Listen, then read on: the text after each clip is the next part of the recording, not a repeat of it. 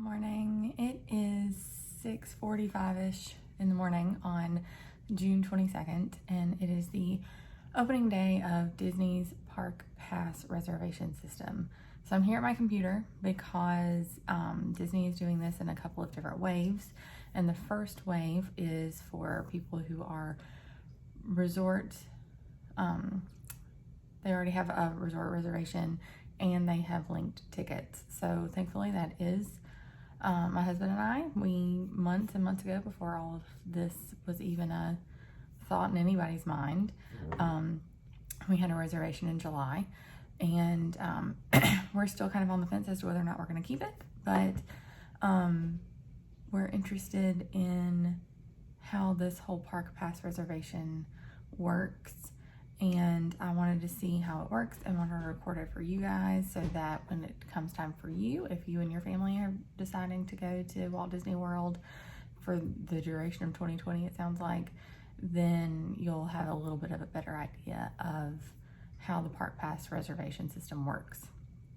So Disney has released that there's 4 steps to making a Park Pass reservation. And what that basically means is that you're going to choose what park you're going to enter on what day. They have temporarily suspended park hopping, and in an attempt to limit capacity, you will have to reserve your spot in a particular park every day of your trip.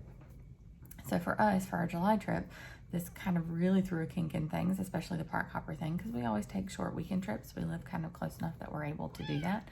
Sorry, that's my cat. So we tend to use park hopping a lot and choose a resort that kind of helps us to maximize our time, like an Epcot area resort or something, so that we can go between Epcot and Hollywood Studios fairly quickly. So that's kind of thrown a wrench into the plans that we have for July, because we will have 2 full park days and like 1 half park day, depending on what time we get in.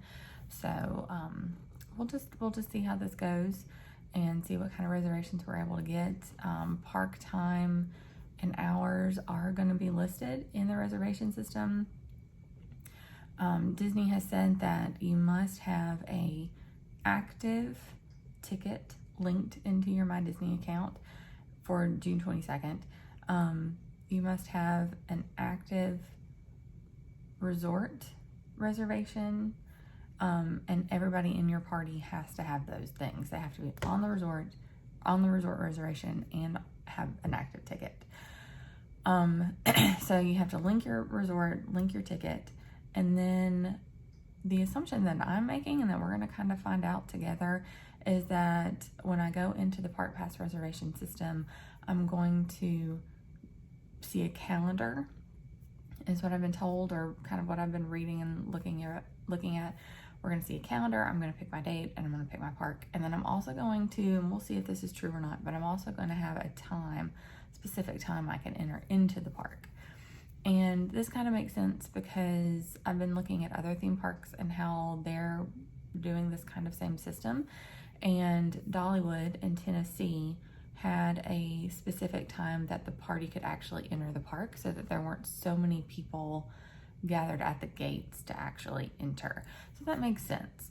However, again, when I'm only going to have a half day in the park anyway, say for example, we're leaving Sunday morning of the weekend that we're going, and I want to get a reservation obviously at park opening, because I want to be able to, maximize my time in the park before I have to leave 3-4 hours later. So we'll just see how that works. But there will be a calendar. I'm going to pick my date. I'm going to pick my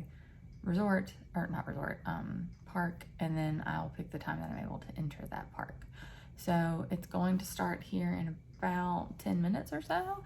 So I'm going to record my whole process. You'll get to see me make mistakes and figure it out, and we'll all just kind of figure it out together.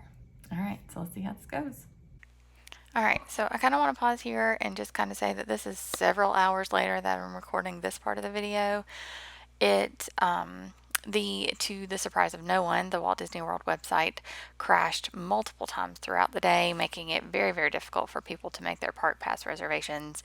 But we were finally able to get in, and it was a fairly simple process once you got in. So you'll see here that you go to the My Disney Experience section of the Walt Disney World website. You can go to your plans. We chose to go to the theme park reservation section. Then from there, we made new reservations. You'll see that you do have to make them day by day by day, and every single day that you choose which park you're going to be into, you also have to sign a liability waiver. So, like I said, the system itself is pretty easy.